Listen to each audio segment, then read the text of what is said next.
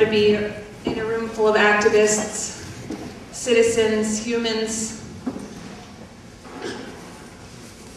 untouched.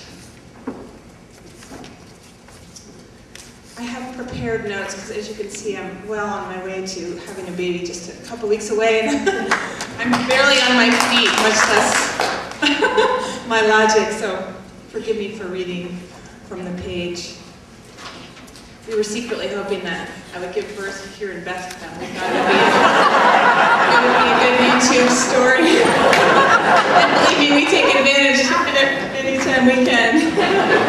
We have some blow-up sheep in the car and a few crowns, just in case. So, my name is Savitri, and I direct the Church of Life After Shopping. Billy and I are life partners and collaborators in this project. And like I said, we're really honored to be here. We run what we call a radical performance community. And we stress the community part of it. It's why we're both speaking tonight, because it's never just one person. It's always a group of us, and that's really what keeps us going. When everyone is there, there are about 50 of us on stage, and then maybe another 60 or 70 activists who join us in various endeavors. And I just want to call out to them and thank them for their work. I'm sorry they aren't here. They would also be honored to be among you who've been working these 45 years for peace. So I congratulate you. I know they would too, and I wish I could be all of them at once to congratulate you for your past work. We've been resisting consumerism for about 10 years now. Consumerism and its dark shadow, militarism. We're trying with all our might, using all of our skills, to tear back this shimmering, pixelated screen that covers the surface of everything around us. The advertising, the plasticine surfaces, the screens. It separates us from this original stories of all the things that surround us. This thing here, this thing, this stand, my sweater, the food we ate, this screen that cloaks all of these objects in this room, the lectern and the curtain and the chairs and the table.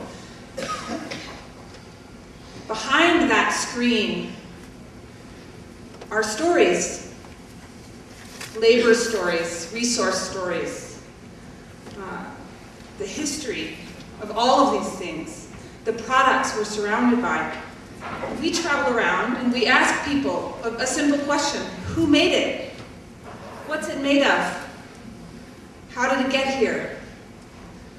What will happen to it when you're done with it?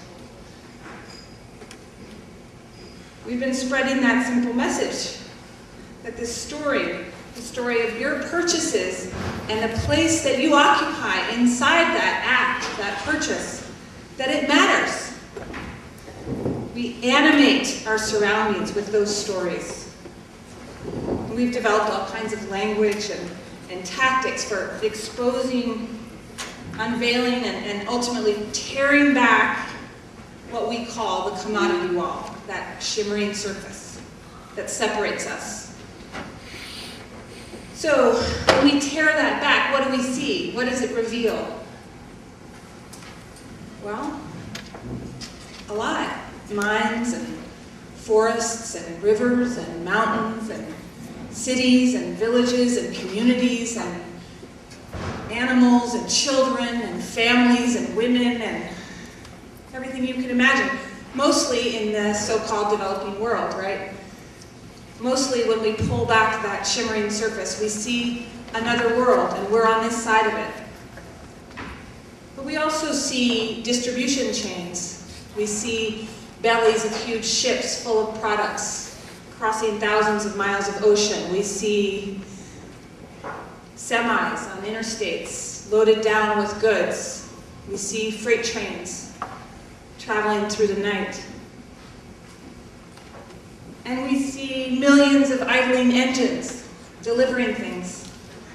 We see them at mailboxes, at loading docks, the front door of a little shop downtown.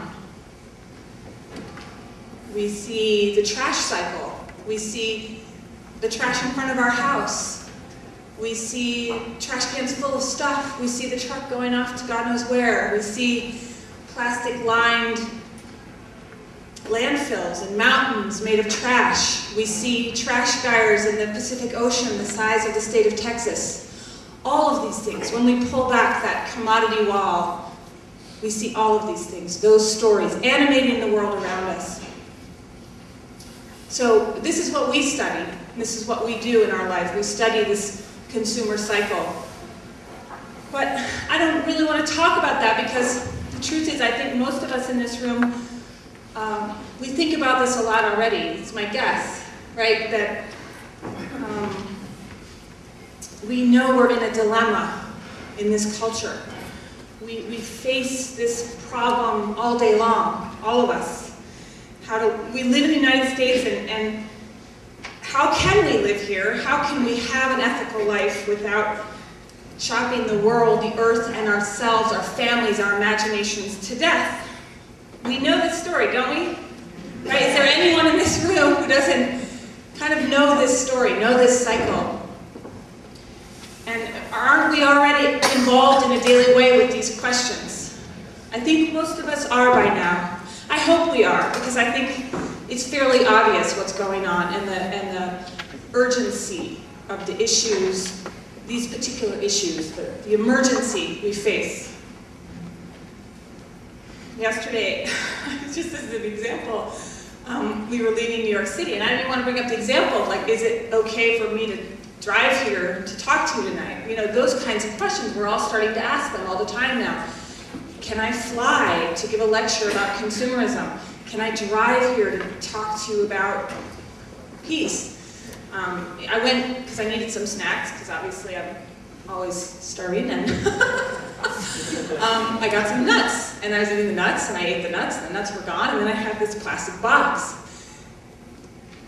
And then, you know, then the plastic box is in my life, and I had the nuts, and that's great, but the truth is, right next to the nuts was a banana. And right next to the banana was an apple, so why didn't I get the banana or the apple? I don't know.